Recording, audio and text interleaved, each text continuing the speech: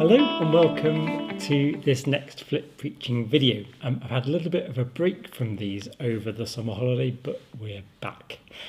So the idea with these is to have a look at the Bible passage for the Sunday to come so that we can start thinking about it in advance of encountering it in a church service, if that's what you do. So the passage for this week is Matthew 18:15 to 20. And there's a sheet, which there'll be a link in the text below. So this is the sheet. So we've got the passage here. I've got some things that you might want to go through and pick out with 3 different coloured pens, and some other text and some questions as well to help you kind of wrestle with this passage. So it's a story of what Jesus is teaching about what happens when things break down in the church family. So it starts with, if another member of the church sins. If that would ever happen, as if, a member of the church sinning. Now, straight away we hit an issue, because some of the manuscripts of Matthew's Gospel say against you. So if another member of the church sins against you, other ones leave it out, and most of the older ones leave that out. So we don't know whether we're talking here about a kind of somebody who's done something wrong to another person in the church, or whether it's just someone who is slipping into an unhealthy pattern, someone who's slipping into a way of life that's separated from God. And we don't know quite which it's meant to be. Anyway, it goes on to describe 3 stages of reconciliation, because the assumption is that it's not okay to let that just linger, not okay to let that fester.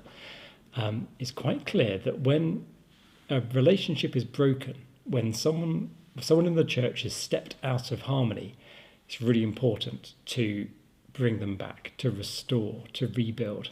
You don't just let it go. And this was quite countercultural at the time, apparently. The Jewish people at the time tended to just let things go. If somebody, caused offence, or somebody kind of went off the rails for whatever reason, they tended to just let them drift away. But Jesus here is saying, no, you do everything you can to get them back. Now, the details aren't really necessarily applicable to us today. They seem to be details taken from the Qumran community, which was a kind of a Christian group around about the time of Jesus who kept themselves to themselves. They had very strict rules, and they would, if you broke the kind of community rules, you'd be thrown out of the community. You had to stick by the rules to stay within it.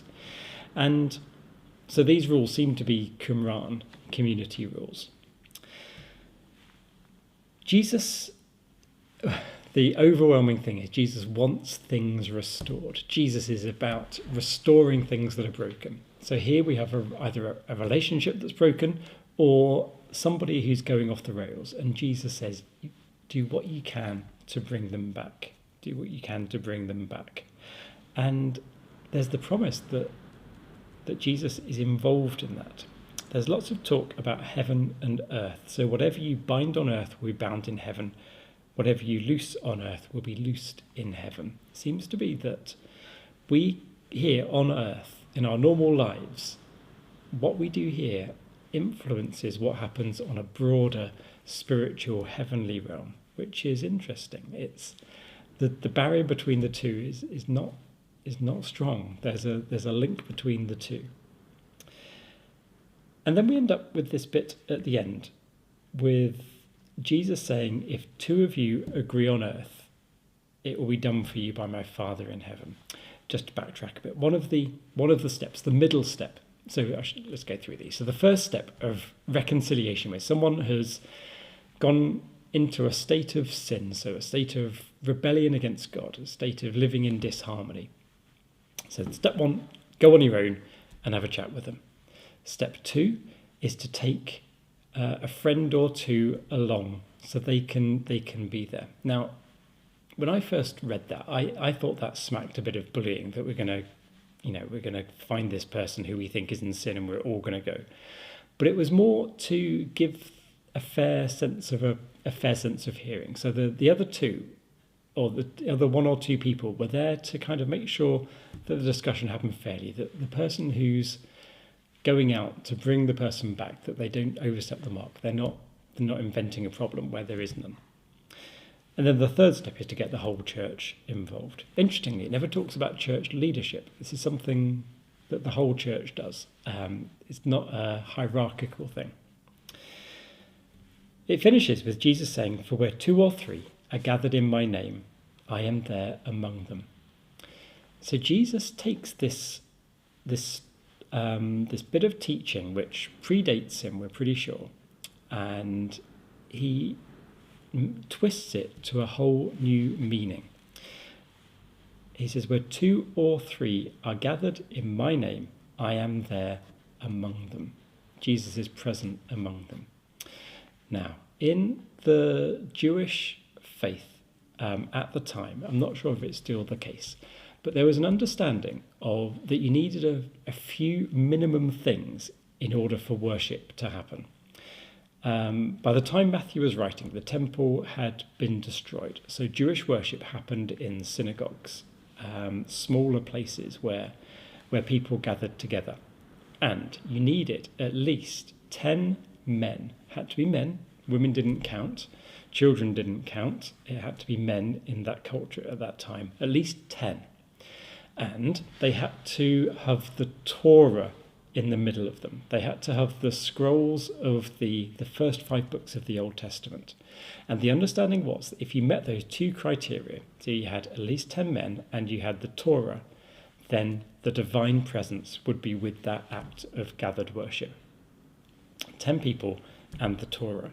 And the Torah came on these big scrolls, so you kind of needed a building to house it.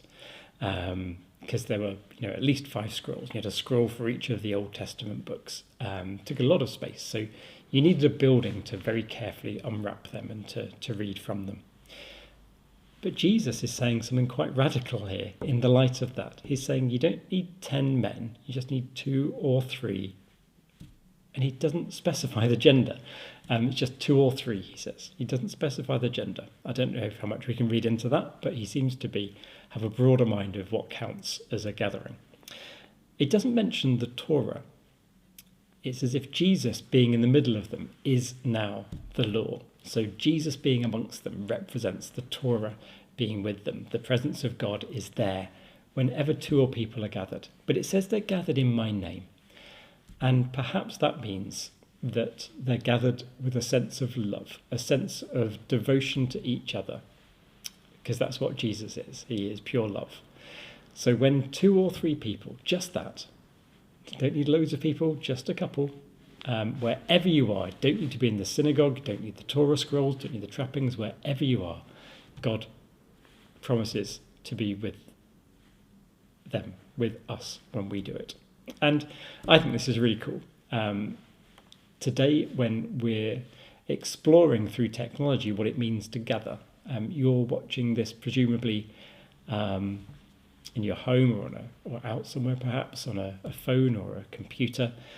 And does this count as gathering? You and me. I've pre-recorded this. You're not watching this at the same time I'm speaking. But I would hope that, I'm recording this with a sense of love and care.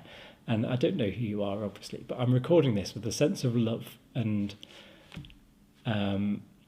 connection. And I hope that you're watching this in the same kind of spirit too. And in that case, I hope that God, through Jesus, will be present with us because we're gathering, we're chewing over the scriptures, we're welcoming Jesus into the midst of us. So there are some thoughts about this passage. And a few questions which you might want to think about. So number 1, are you the sort of person who tends to sort out problems when there's a social disharmony, when something goes wrong within a group? If you're a part of a church, within your church, are you the sort of person who lets it fester or fade away, or do you tend to brush it under the carpet, or are you the person who proactively sorts it out? Number 2, what does this story tell us about heaven and earth and how they're interrelated? And number 3, what does it mean that Jesus redefined the minimum criteria for worship to count just two people and a love between them. And 4, how is this good news today? What does this mean for us now in 2020? What does this mean for us? Okay, well, thank you for watching. We'll see you next time. Bye-bye.